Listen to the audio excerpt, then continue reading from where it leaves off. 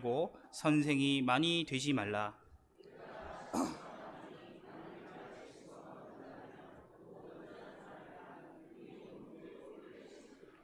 우리가 말들의 입에 재갈 물리는 것은 우리에게 순종하게 하려고 그 온몸을 제어하는 것이라.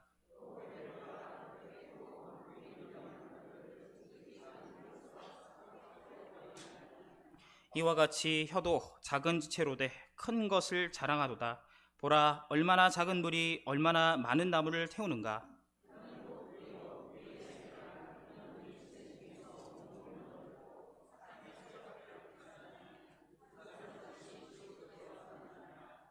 여러 종류의 짐승과 새와 벌레와 바다의 생물은 다 사람이 길들일 수 있고 길들여 왔거니와,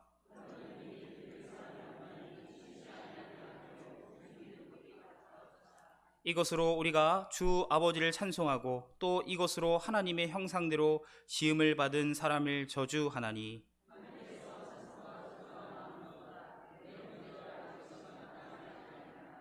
샘이 한 구멍으로 어찌 단물과 쓴물을 내겠느냐.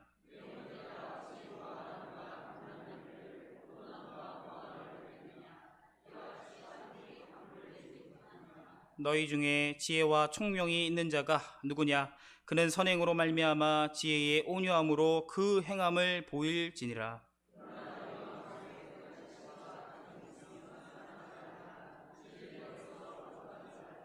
이러한 지혜는 위로부터 내려온 것이 아니요 땅 위의 것이요 정욕의 것이요 귀신의 것이니, 오직 위로부터 난 지혜는 첫째 성결하고 다음에 화평하고 관용하고 양순하며 긍휼과 선한 열매가 가득하고 편견과 거짓이 없나니, 화평하게 하는 자들은 화평으로 심어 의의 열매를 거두느니라. 아멘. 네, 할렐루야 찬양대 하나님 앞에 찬양하겠습니다.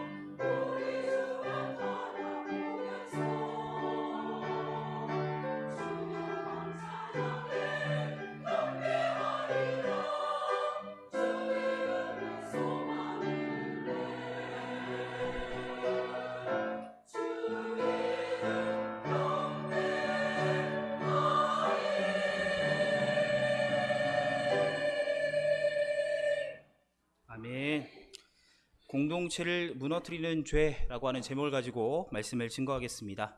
하나님께서 가장 가증스럽게 여기시는 죄가 있습니다. 이 죄는 교회를 분열시키는 죄입니다.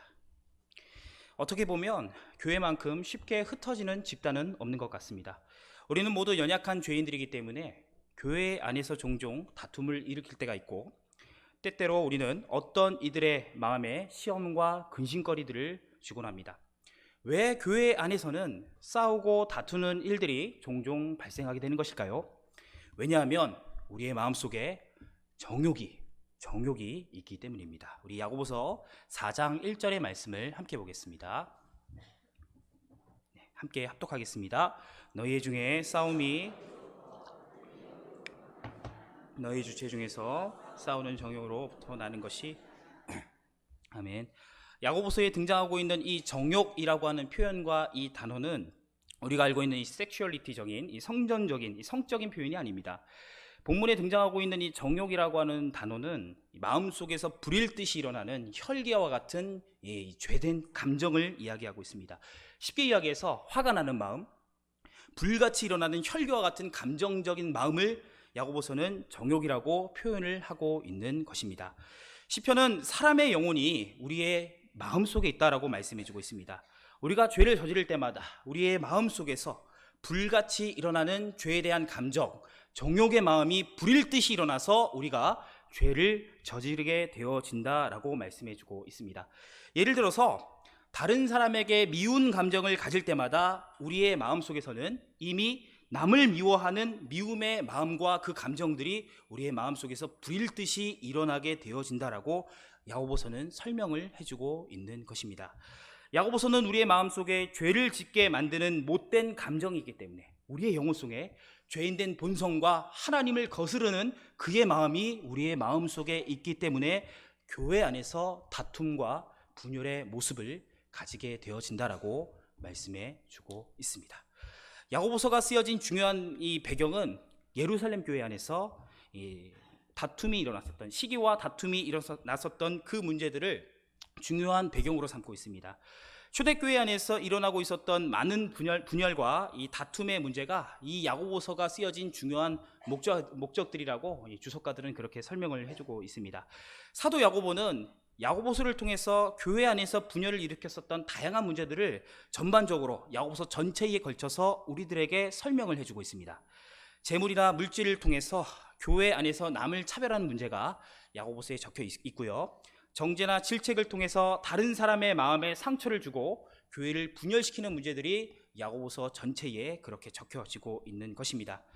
이러한 문제들을 야고보서가 설명한 이후에 교회가 분열되지 않는 아주 놀라운 방법을 야고보서를 통해서 우리들에게 설명해 주고 있습니다. 그것은 바로 하늘의 지혜를 구하는 것입니다. 하늘의 지혜를 구하는 것입니다. 학자들은 야고보서를 신약의 지혜서라고 표현을 합니다. 신약의 지혜서라고 표현을 하고, 어떤 학자들은 천국의 도덕법이라고 표현을 하고, 또 어떤 학자들은 신약의 율법책이라고 표현을 합니다. 그러나 저는 야고보서를 이렇게 해석을 하고 싶습니다. 교회를 하나 되게 만드는 비법이 적혀 있는 하나님의 말씀으로 보고 있습니다. 앞서 설명드렸던 것처럼 하나님께서 가장 가증스럽게 여기는 죄는 교회를 분열시키는 죄입니다. 왜냐하면 교회는 하나님께서 자신의 아들을 십자가에 못 박게 하시고 죽게 하시고 부활케 하셨으면서 만드셨던 거룩한 공동체가 하나님께서 만드신 교회이기 때문입니다. 사랑하는 성도 여러분, 우리가 이렇게 예배하고 있는 이 종암제일교회는 단순한 교회 공동체가 아닙니다. 교회는 단순히 사람들이 모였기 때문에 교회가 존재하는 것이 아닙니다. 교회는 단순히 예수님을 믿는 사람들이 모였기 때문에 교회라고 표현을 하는 것이 아닙니다. 왜냐하면 교회란 하나님께서 직접 이 땅 가운데 아들을 포기하면서까지, 아들을 희생하시면서까지 세우셨던 거룩한 공동체가 교회이기 때문입니다. 교회는 하나님의 거룩한 이 온전한 사역들과 그리고 왕 되신 주님의 온전한 오른팔의 통치가 이 땅 가운데 나타난 유일한 우리의 삶의 소망일 뿐만 아니라 우리가 이렇게 하나님께 예배하고 있는, 예배를 받을 수 있는 아주 중요한 공동체가 교회이기 때문입니다. 요즘 사람들은 죄송합니다. 예, 제가 뭐 요즘이라고 하는 표현을 쓰네요. 나이에 맞지 않게. 요즘 사람들은 교회 가치를 너무 모르고 있는 것 같습니다. 교회를 무슨 건물이라고 생각하고, 교회를 무슨 기관이라고 생각하고, 단체 정도로 생각을 하고 있는 것 같습니다. 그러나 교회는 단순한 모임이 아닙니다. 그의 아들을 포기하신, 하나님께서 그의 아들을 십자가에 못 박게 하시고 세우셨던 거룩한 공동체가 교회입니다. 그리고 이 교회를 통해서 하나님께서는 예배를 받으시고, 그리고 이 교회를 통해서 하나님께서는 자신의 사역을 목사님과 당회를 통해서 이끌어 가시는 것입니다. 그렇기 때문에 하나님의 입장에서 교회는 무엇보다 소중한 것입니다. 왜냐하면 우리를 위해서 존재한 거룩한 공동체가 교회이기 때문입니다. 그렇기 때문에 하나님께서 가장 가증스럽게 여기는 죄가 교회를 분열시키는 죄입니다. 그러나 너무나도 안타깝게도 우리는 모두 교회를 분열시키게 만들 수 있는 가능성을 모두 지니고 있습니다. 우리 모두는, 저를 포함해서 여기 있는 모든 사람들은 하나님 앞에서 하나님의 교회를 분열시키게 만들 수 있는 그런 가능성을 지닌 죄인들입니다. 왜냐하면 야고보서는 우리의 마음속에 정욕이 있기 때문에, 죄에 대한 감정이 우리의 영혼 가운데 깊이 박혀 있기 때문에 우리가 교회를 분열시키게 만드는 가능성을 모두 지녔다라고 말씀해 주고 있습니다. 오늘 말씀은 우리의 이러한 연약함을 하나님 앞에, 말씀 앞에 여과 없이 보여주고 있습니다. 우리 1절과 2절의 말씀을 함께 보겠습니다. 합독하겠습니다. 네, 형제들아, 너희는 선생된 우리가 더 큰 심판을 받을 줄 알고 선생이 많이 되지 말라. 우리가 다 실수가 많으니 능히 온몸도 굴레. 야고보 사도는 우리가 모두 선생이 되지 말아야 할 것을 말씀해 주고 있습니다. 본문에 등장하고 있는 선생은 단순히 누군가를 가리키는 학교의 선생님을 이야기하고 있지 않습니다. 우리는 보통 선생님을 이야기할 때, 본문에 등장하고 있는 선생을 이야기할 때 남을 가르치는 자, 남을 훈육하는 자 정도로 생각을 하는 것 같습니다. 그러나 본문의 말씀은 단순히 남을 가르치는 선생의 직분을 이야기하고 있지 않습니다. 이 말씀, 이 교사, 이 선생이라고 하는 단어의 뜻 안에는 아주 놀라운 의미가 숨겨져 있습니다. 야고보가 쓴 야고보서입니다. 그렇죠? 야고보가 썼습니다. 근데 야고보서는 유대 사람입니다. 유대 사람. 야고보서는 유대인의 관점으로 봐야 됩니다. 왜냐하면 야고보는 철저한 유대인이었기 때문입니다. 이 본문을 단순한 주제로 보게 되어지면 선생이 되지 말아라, 가르치는 사람이 되지 말아라, 이 말 뜻이 맞습니다. 그렇지만 이것을 유대인의 관점으로, 야고보가 유대인이었으니까 유대인의 관점으로 이 선생이라고 하는 직책을 보게 되면 이것은 바리새인들이 되지 말아라, 사두개인들이 되지 말아라, 가르침과 신앙의 경험을 가지고 남을 깎아내리는 사람이 되지 말아라, 이런 뜻을 담고 있다는 것입니다. 쉽게 이야기해서 본문에 등장하고 있는 이 교사, 이 선생이라고 하는 이 표현이라고 하는 단어 안에는 남을 쉽게 판단하고 깎아내리는 사람을 이야기하고 있는 것입니다. 야고보서 2장에서는 재물을 가지고 사람을 쉽게 차별하고 판단하는 내용이 적혀 있습니다. 그리고 야고보서 3장에서는 남을 쉽게 판단하는 사람에 대한 경고를 적고 있습니다. 전후 문맥, 전반적인 흐름을 보았을 때 야고보서에 등장하고 있는 이 선생이라고 하는 표현은 남을 자신의 신앙과 지식을 가지고 깎아내리는 사람, 정죄하고 판단하는 그 사람을 말씀해 주고 있는 것입니다. 신앙의 연수가 길어지고 교회 안에서 봉사를 하는 기간이 길어지게 되면 우리는 모두 선생이 되려고 합니다. 우리의 인생 경험이나 신앙의 경험을, 그것을 기준을 가지고 남을 쉽게 평가하고 판단하는 선생의 기질을 우리 모두가 가지고 있는 것입니다. 야고보 사도는 초대교회 당시에 교회에 분란을 일으켰던 자, 교회를 자신의 신앙적인 지식과 신앙적인 경험을 가지고 남을 함부로 판단하는 사람을 선생이라고 표현을 하고 있는 것입니다. 보통 교사는 자신이 가진 그 지식과 신앙적인 경험을 가지고 바리새인과 사두개인처럼 그들을 평가하고 판단하고 있다라고 말씀해 주고 있습니다. 바리새인들과 사두개인이 어떤 자들이었습니까? 자신이 가지고 있었던 지식을 가지고, 자신이 가지고 있었던 신앙적인 정통을 가지고, 자신이 가지고 있었던 신앙적인 경험을 가지고 누구를 정죄했습니까? 예수님을 정죄했습니다. 하나님의 아들이 이 땅 가운데 오셨지만 자신이 가진 신앙을 가지고, 자신이 가진 지식을 가지고, 자신이 가진 신앙의 경륜을 가지고 예수님을 정죄했다라는 것입니다. 사도 바울은 우리가 가지고 있는 신앙적인 지식과 우리가 가지고 있는 신앙적인 경험을 가지고 다른 사람을 깎아내지 말아야 한다라고 말씀해 주고 있는 것입니다. 남을 쉽게 판단하고 남을 쉽게 마음의 말을 통해서 쉽게 상처를 주는 자들이 교회를 분열시키게 만드는 가증스러운 죄를 지니고 있는 것입니다. 사도 야고보는 그렇기 때문에 우리가 혀를 잘 제어해야 한다라고 말씀해 주고 있습니다. 우리의 혀가 다른 사람을 쉽게 판단하고 우리의 혀가 다른 사람의 마음을 분란시키게 만들고 상처를 주고 있기 때문에 우리의 입술에 재갈을 물러야 한다라고 말씀해 주고 있습니다. 그러나 안타깝게도, 그러나 애석하게도 우리는 모두 혀를 제어할 수가 없습니다. 아무리 훌륭한 사람이라도 우리의 이 혀를 제어할 수가 없습니다. 왜냐하면 우리의 영혼 가운데는, 우리의 마음 가운데는 정욕이 있기 때문입니다. 죄를 부릴 듯이 일으키는 정욕의 마음이 우리의 영혼 가운데 깊이 박혀 있기 때문에 우리는 그 누구도 우리의 혀를 제어할 수 없다라는 것입니다. 여러분들은 혹시 자신의 죄악된 본성 때문에, 자신이 가지고 있는 이 정욕의 이 모습들 때문에 헤아려 본 슬픔을 경험해 본 적이 있습니까? 쉽게 이야기해서 자신이 가진 죄 때문에 한없이 하나님의 그 슬픔을, 이 나의 죄 때문에 이 죄에 대한 슬픔을 경험해 본 적이 있습니까? 제가 신학교 처음 입학했을 때 새벽 예배 꾸준히 다니면서 하나님께 은혜 달라고 기도를 했습니다. 하나님께서 무엇을 보여주셨냐면 제가 여태까지 저질러 왔었던 그 사소한 죄까지도 그 기도 가운데 다 보여주셨습니다. 제가 3개월 동안 애통하며 울었습니다. 거짓말이 아닙니다. 강단에서 제가 거짓말 하겠습니까? 신학교에서 3개월 동안 나의 죄 때문에 애통하며 울었습니다. 정말 하나님께. 그리고 나서 무엇이 보여졌는지 아십니까? 그렇게 애통하며 우니까 하나님의 거룩하심이 보였습니다. 그리고 또 어떤 것을 경험한지 아십니까? 하나님의 거룩하심에 비해서 내가 너무 더럽고 추악한 죄인인지를 비교하게 되어졌다는 것이죠. 하나님의 말씀에 비해서 내가 너무나도 추악하고 더러운 존재라는 사실을 신약교의 그 3개월의 기간 동안 제가 경험하게 되어졌던 것입니다. 나의 죄된 본성을 안다면, 내가 얼마나 하나님 앞에서 더럽고 추악한 죄인인지를 안다면 우리는 도저히 남을 정죄할 수가 없습니다. 죄 있는 자가 돌을 치는 것이죠. 죄 있는 자가 저 가늠한 여인에게 돌을 치며 정죄를 하는 것이죠. 우리는 그 누구도 하나님 앞에서 우리의 죄악된 본성을 고백할 수밖에 없는 너무나도 철저한 죄인인 것을 반드시 기억해야 한다라는 것입니다. 사랑하는 성도 여러분, 우리는 모두 죄인입니다.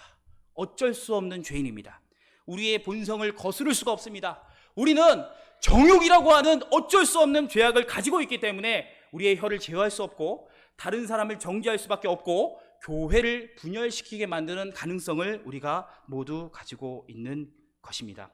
안타깝게도 우리는 여전히 지금도 다른 사람을 우리의 혀를 통해서 정죄하고 있고, 안타깝게도 우리는 정욕이라고 하는 죄악된 본성을 가지고 있기 때문에 앞으로의 우리의 모습을 통해서 교회가 분열되게 되어지는 그러한 모습을 우리를 통해서 나타날 수 있다라는 것입니다. 우리 10절의 말씀을 함께 보겠습니다. 10절 말씀 함께 합독하겠습니다. 한 입에서 찬송과 저주가 나오는도다. 아멘. 이것이 우리의 현실입니다. 10절의 말씀이 우리의 현실입니다. 우리의 입에서는 찬송이 나오고 우리의 입에서는 저주가 나옵니다. 이게 우리의 모습입니다. 인정해야 합니다. 저도 여러분들과 다를 바 없는 죄인입니다.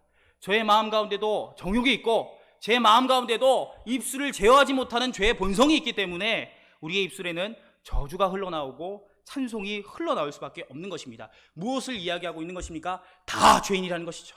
평등한 죄인이라는 것입니다. 우리 모두는 하나님 앞에서 찬송을 흘러넘치게 만들 뿐만 아니라 저주를 흘러넘치게 만드는 어쩔 수 없는 죄인이 우리의 현실적인 모습이라고 이 본문의 말씀은 말씀해주고 있는 것입니다. 그렇기 때문에 남을 비교하지 마시고 남을 판단하지 마시고 남을 정죄하지 마십시오. 최소한 자신이 얼마나 죄인인지를 목 놓아 울어본 사람이라면 나에 대한 죄의 본성을 놓고 하나님 앞에서 철저하게 기도하고 애통한 마음을 가지고 기도한 사람이라면 남을 도저히 정죄할 수가 없는 것입니다. 왜냐하면 내가 하나님 앞에서 큰 죄인이기 때문입니다. 우리 17절과 18절의 말씀을 함께 보겠습니다. 오직 위로부터 난 지혜는 첫째 성결하고 다음에 화평하고 관용하고 양순하며 긍휼과 선한 열매가 가득하고 편견과 거짓이 없나니 화평하게 하는 자들은 화평으로 심어 의의 열매를 거두느리라. 그러나 이 야고보서의 말씀은 우리들에게 한 가지의 지혜를 말씀해 주고 있습니다. 정욕을 가지고 있는, 죄의 본성을 가지고 있는 우리가 이 혀를 제어할 수 있는 유일한 방법을 우리들에게 말씀해 주고 있습니다. 그것은 바로 하늘의 지혜를 구하는 겁니다.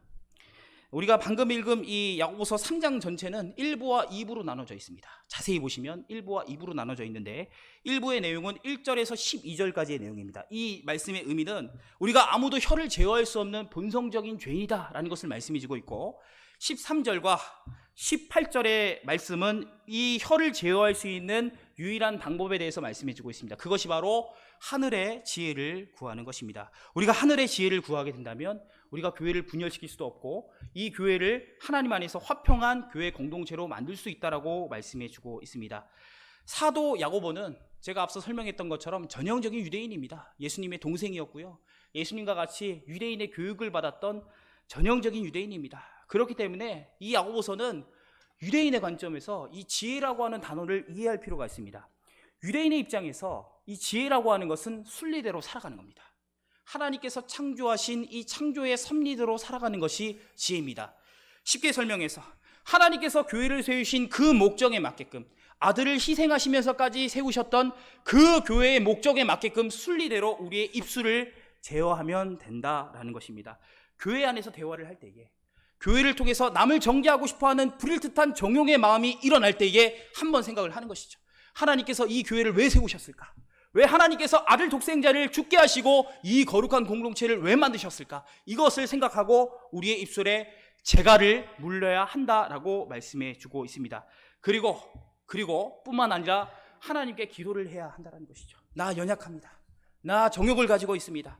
나의 모든 것들을 하나님께서 아시기 때문에 하나님 나에게 은혜를 더하여 주십시오라고 기도를 한다면 우리의 입술을 제어할 수 있다라고 말씀해 주고 있습니다. 사랑하는 성도 여러분, 말씀을 정리하겠습니다. 간단합니다. 오늘 말씀은 너무나도 간단하고 너무나도 분명한 메시지를 여러분들에게 말씀해 주고 있는 것입니다. 우리는 다 죄인입니다. 정욕을 가지고 있습니다. 교회를 분열시킬 수밖에 없는 가능성을 모두 지니고 있습니다. 그렇기 때문에 하늘의 지혜를 구하고 하나님께서 이 교회를 세우신 목적을 먼저 생각하고 입술에 재갈을 물리시기 바랍니다. 기도하겠습니다. 살아계신 하나님 아버지, 우리가 하나님께 하늘의 지혜를 구하는 교회 거룩한 공동체가 되어줄 수 있도록 도와주시옵소서.